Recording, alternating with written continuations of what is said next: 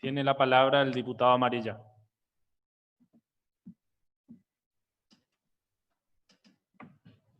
Muchas gracias, señor presidente.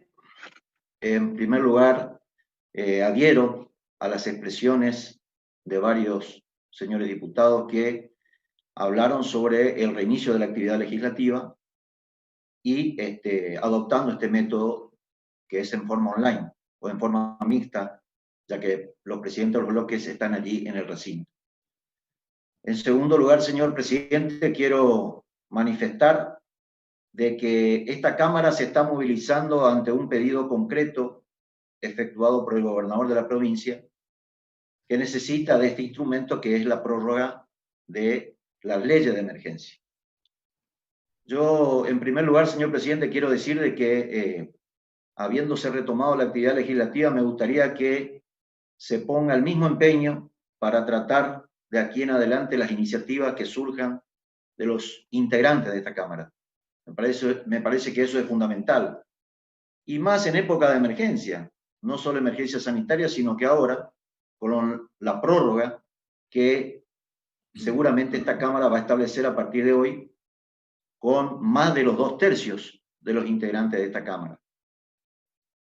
Lo primero que hay que decir es que esta ley, por más que acá se haya hecho un esfuerzo para culparlo a Macri o culparlo al coronavirus, esta ley existe o se vincula con la ley 888, que fue dictado durante el gobierno del doctor Hoga en 1989, concretamente el 16 de noviembre de 1989. Y fue prorrogándose por distintas normas. Acá, mediante el proyecto remitido por el Poder Ejecutivo, se prorrogan 13 leyes. Y yo le diría que son muchas más, porque estas mismas leyes, a su vez, sujetan determinadas disposiciones o vigencia en otras normas que fueron dictadas en el medio o en el lapso entre el dictado de una ley de adhesión, de una ley de prórroga, adhesión a norma nacional y prórroga de las leyes locales. De modo tal, señor presidente, que para mí al menos nos corresponde dejar entrever como que la única responsabilidad de la necesidad que tiene el gobierno de la provincia de recurrir a este instrumento se proyecte exclusivamente o se base únicamente a los desaciertos del gobierno de Mauricio Macri, que fue lo que aquí se dijo.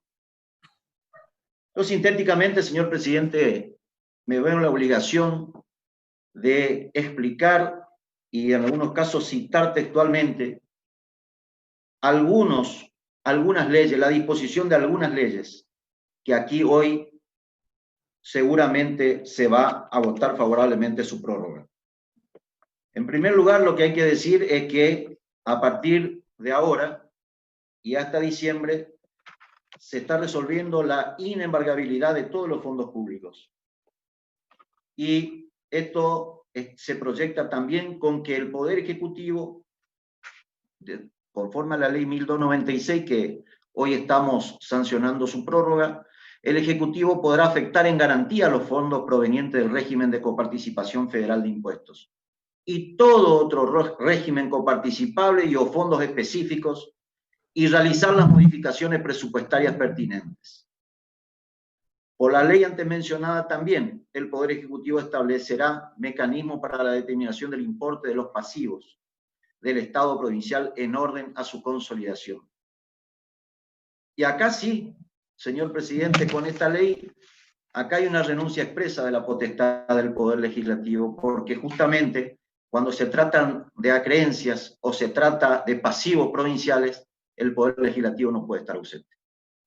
Y no puede trasladar esa responsabilidad en el Poder Ejecutivo porque claramente es una transferencia de facultades.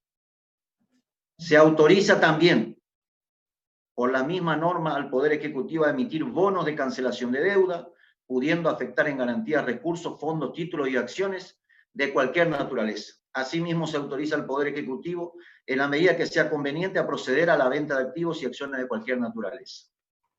Por la ley 1342, que también hoy se prorroga, se resuelve modificar el artículo 7º de la ley que di lectura al inicio de la 1296 y establece lo siguiente, que se modifica lo dispuesto en el artículo 7 de la ley 1296 por lo siguiente: las sentencias condenatorias a pagar suma de dinero o que se resuelva con el pago de sumas de dinero pronunciadas contra el Estado provincial y demás organismos contemplados en el artículo 1 del referido texto tendrán durante el plazo de emergencia carácter meramente declarativo y serán cumplidas a partir de 1 año de encontrarse firmes hasta el agotamiento de los recursos presupuestarios destinados para el año fiscal en que venciera dicho plazo, o para los de los subsiguientes, si los recursos destinados fueran insuficientes.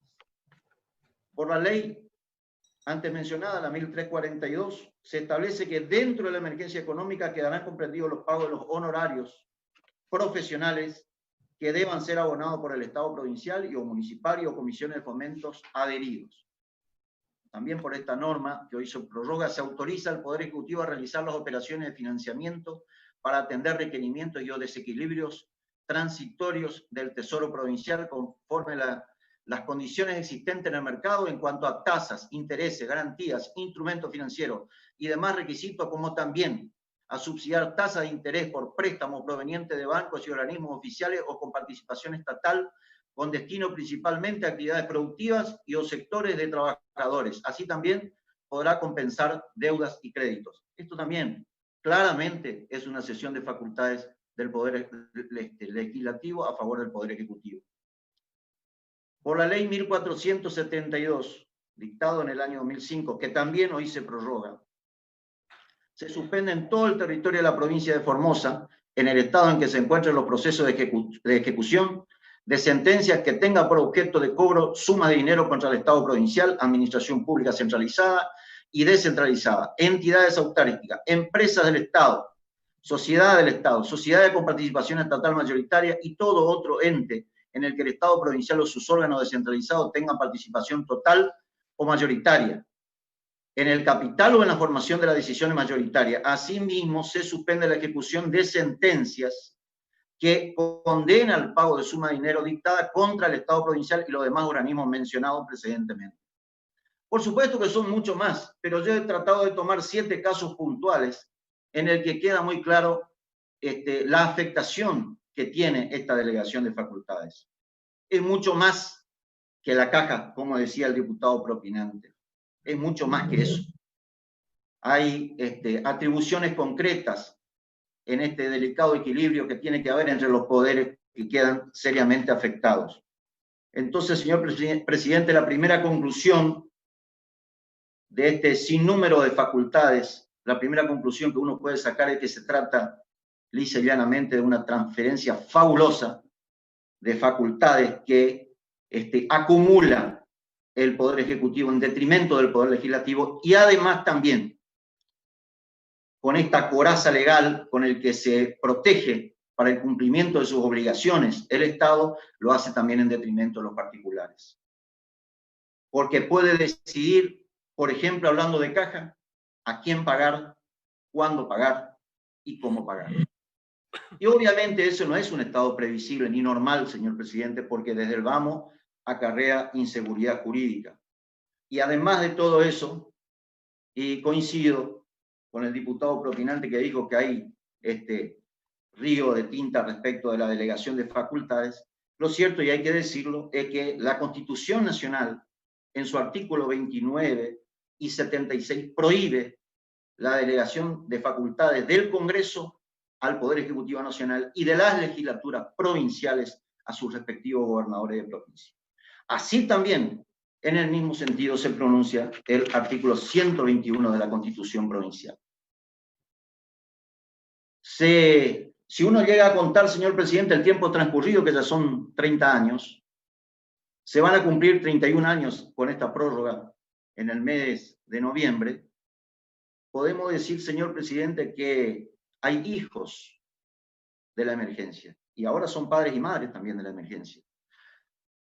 La emergencia, señor presidente, ha sido determinada con la finalidad de dotar de instrumentos al poder administrador, pero que tiene que ser, como se dijo hoy aquí, razonable.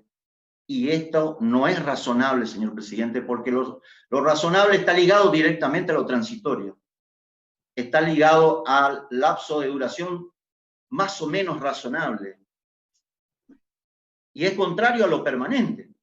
Casualmente, con las sucesivas prórrogas que se han dispuesto, llegamos a 31 años de vigencia, a 30 años de vigencia ininterrumpida. Y obviamente, señor presidente, que esto es una cuestión en la que nosotros, en mi caso particular, como un hombre del radicalismo, no vamos a consentir, vamos a votar conforme lo hicimos siempre, en el respeto de la ley y en el respeto de la Constitución. Y más aún, estas normas de emergencia, señor presidente, para nosotros nacen, se desarrollan en el marco de la Constitución y de la ley. Se desarrollan en función de los requerimientos específicamente establecidos para el bien del pueblo y con el control parlamentario. Yo lo único de positivo que le encontré, señor presidente, y ya para ir concluyendo, es a la ley 1296, que en su artículo 14 establece la posibilidad, crea directamente una comisión de seguimiento de la emergencia. Y en ese sentido quiero comprometerlo públicamente, señor presidente, para que ponga en marcha esa comisión, porque con esta prórroga esa comisión puede tranquilamente integrarse, respetando ese artículo 14. Yo le diría que al menos con eso podemos avanzar hacia la posibilidad de que con la rendición de cuenta correspondiente de esa comisión, con posterioridad a la Cámara, podamos decir ciertamente que al menos determinadas actividades este Poder Legislativo quiere realizar en pos de la preservación de sus propias facultades.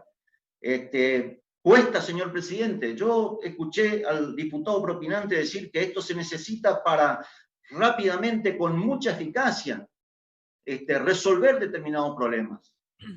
Yo le digo una cosa, ¿cómo, en primer lugar, declararse la emergencia cuando desde el Estado permanentemente nos dicen de que acá ha habido una administración que ha arrojado de manera permanente un superávit, que incluso hay recursos económicos, recursos financieros con depósito a plazo fijo, y sin embargo, otra vez acudimos a la emergencia y encima buscamos un pretexto que realmente, en la lista de pretextos, realmente es interminable, porque queremos culparlo a Macri por la vigencia de una ley que arrancó hace 30 años. Para la utilización correcta de esto tenemos que decir, señor presidente, que hay que ponerle un coto definitivo, porque si no, obviamente, las excusas no alcanzan. ¿Y cómo confiar, señor presidente, en la delegación de facultades para un manejo discrecional de los recursos, porque no hay otro calificativo? El manejo de la caja es el manejo discrecional cuando se transfiere únicamente al Poder Ejecutivo. Acá, señor presidente, ¿cómo confiar en todo esto cuando ni siquiera el boletín oficial se está publicando? Por lo menos esto es lo que pasó en estos 60 días de la emergencia sanitaria. Nosotros, como legisladores, tenemos derecho a que esto de alguna forma sea subsanado, que esté publicado en la página del gobierno de la provincia, para que todos podamos conocerlo. El único decreto que se conoce es el decreto 100 por el cual se integró la comisión del COVID. Que dicho sea de paso, los opositores no nos convocaron para poder integrar esa comisión, lo hubiéramos hecho con gusto, señor presidente, porque nos hemos puesto a disposición. Acá se coló antirreglamentariamente la discusión también en relación a este tema. Yo no voy a entrar en eso. Sí le pediría que en el futuro nos ajustemos todos al reglamento, porque cuando estábamos discutiendo hoy el punto 1, no fuimos por las ramas. Así que simplemente eso, señor presidente, y adelanto por los argumentos dados, argumento el voto negativo de nuestro bloque. Muchas gracias, señor presidente.